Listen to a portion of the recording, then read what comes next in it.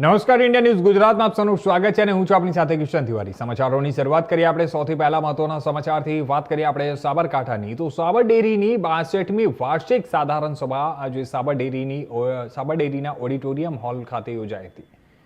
સાબર dairy સાથે સાબરકાંઠા અને અરવલ્લીના આશરે 3 લાખ પશુપાલકો જોડાયેલા છે। જોકે સભામાં મીડિયાને પ્રવેશ ન અપાતા વિવાદ સર્જાયો હતો। મીડિયા કર્મીઓને સિક્યુરિટી સ્ટાફ દ્વારા ગેટ પર જ અટકાવી દેવાયા હતા। સભા ગણતરીની મિનિટોમાં જ પૂર્ણ થઈ હોવાની ચર્ચા વચ્ચે પશુપાલકો માટે કોઈ મોટી જાહેરાત ન થતા નારાજગી જોવા મળી હતી।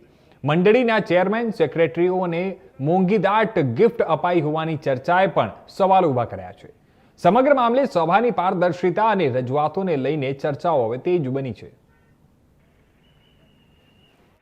સાધારણ સભા હતી 62મી। આજે કોઈ પણ બાબત જાહેર કરી નથી। આ ગિફ્ટ આપી ને ઘેર આવ્યા। તમે ગયા હતા? તમે અંદર સભામાં ગયા ના ગયા? સભામાં ગયા હતા, જગ્યાભાઈ ઉભા હતા। અંદર કયા કયા પ્રકારના નિર્ણયો લેવામાં આવે? નિર્ણયો કોઈ ખાસ ખ્યાલ નહીં। જગ્યા નથી કેવું પાડીએ એ બરાબર આવી ગયા નહીં। પશુપાલકોને તકલીફો પડવાની આ લોકોને કારણે તકલીફ પડવાની જીવન પશુપાલન દેવાનું થવાનું છે। કેમ કારણ? નેતાઓ કેવું ભાઈ ડિરેક્ટ કહેવાય। પશુપાલકો માટે કોઈ ખાસ જાહેર કરી નથી આજ લોકોએ। આ જે ભાવફેર અગાઉ છે જાહેર કરવામાં આવ્યો તો એ પશુપાલકો માટે યોગ્ય છે કે કેમ? કોઈ યોગ્ય નથી। દાણના ભાવ વધારે, દાણા ભાવ 100 વધારે કૂતરા પાસે એમની વધારો આપી નથી એમની। દૂધ આવતું શું કરવાના?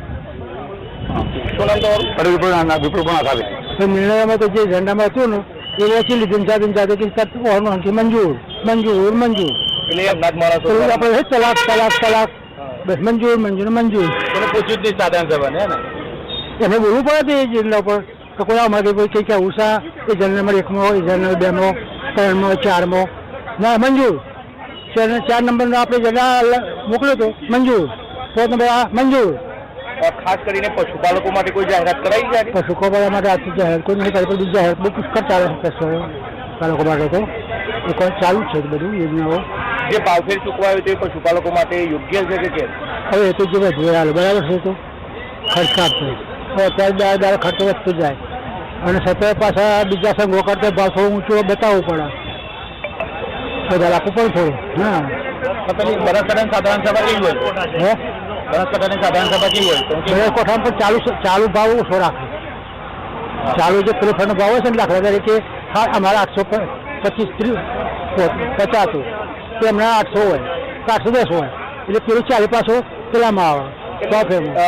ખુલ્લી સાધારણ સભા યોજાવી જોઈએ એવું આપણે ખુલ્લી જ હતી લગભગ આમ તો ખુલ્લી જ કહેવાય। પશુપાલકોને અંદર બધી પશુપાલકો આવે ચેરમેન બોલાવ્યા હતા કે બહાર બેહાડતા ને હતું બધા છે બહાર પછી તો જનરલ સભા આખું ગુજરાત રાજ્ય અધિવેશન એવું કાંઈ સાબરકાંઠા જિલ્લા અધિવેશન એ પછી પેલા કહેવાય સાધારણ સભા હું 53 વર્ષ મંડળીમાં છું સેક્રેટરી। આજ રોજ 62મી વાર્ષિક સાધારણ સભા સાબરડેરીના હોલમાં યોજાઈ। એમાં ચેરમેન અને બંને જિલ્લાના સેક્રેટરીને બોલાવવામાં આવેલા હતા અને સારા માહોલમાં સભા પૂર્ણ થયેલી છે અને પશુપાલકોને જે ફાયદો થાય એના માટે વગર વ્યાજની જે લોન આપવાની વાત છે એ પણ કરી છે। વચ્ચે અમારી માગણી હતી કે સમયસર ભાવ વધારો આપવાનો, તો એ સમયસર ભાવ વધારો પણ નિયામક મંડળે આપી દીધો છે। એટલે આ વખતે હાલ કોઈ નવો મુદ્દો નથી, પણ જે અમારા જે મુદ્દા હતા મંડળીઓને સભાસદ બનાવવાની, જે દૂધ મંડળીઓ નોંધાયેલી છે એને સભાસદ બનાવવાનો અમારો મેઇન મુદ્દો હતો ને એમને જાહેરમાં પણ આજે કીધું અને ઓડિટરે પણ ત્યાં અંદર રિમાર્ક મારેલી છે કે દૂધ મંડળીઓ જે સભાસદ નથી થઈ એમના જે તે ક્રાઇટેરિયા હોય કે 300 લીટર દૂધ હોય, બીએમસી યુનિટ હોય, એને ચેરમેન છે ખાતરી આપી છે કે તમારી જે મંડળીઓ બાકી હોય એને અમે સભાસદ બનાવી આપશું। એટલે બીજો કોઈ ખાસ મુદ્દો આ વખતે છે નહીં। પશુપાલકોના હિત માટે કોઈ નિર્ણય લેવાયો હોય એવું? પશુપાલકોના હિતના તો એમને 10-12 રાજ્યોમાં ડેરી જે વહીવટ કરે છે એના આંકડા આપ્યા।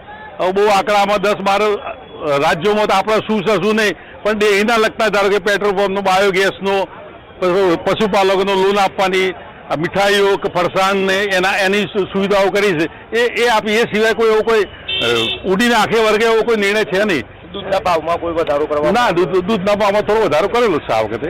એટલે કંઈ બધા કોઈનો વિરોધ નથી આ વખતે। ટૂંકમાં કહેવાની વાત કે જે લોકો ચેરમેનને પણ બોલાયા હતા, સેક્રેટરીને બોલાયા હતા અને બધા સંપૂર્ણ સારા માહોલમાં બધા છૂટા પડ્યા છે।